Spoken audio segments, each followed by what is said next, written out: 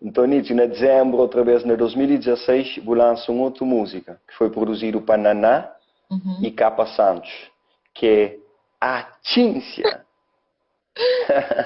Tem um Falar um pouco daquela música, né? que lança antes, Mano? Uhum.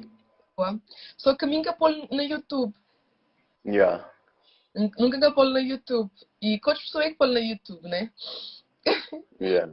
Foi, eu tive um pôr foi no SoundCloud, que é Cari Coroa, que foi Mima Cara, e em Paris.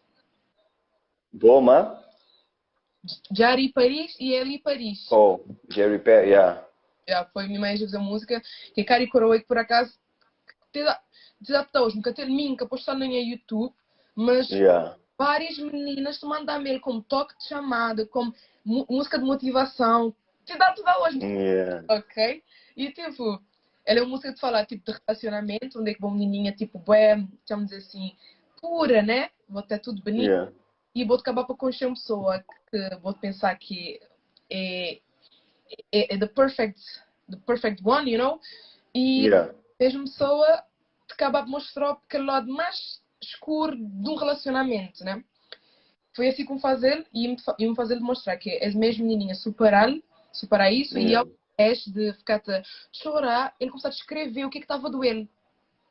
Então as pessoas se perguntam se aquela música é mim, quando algo acontecer comigo. Yeah. Então a gente identifica aquela história. E é uma história bem interessante.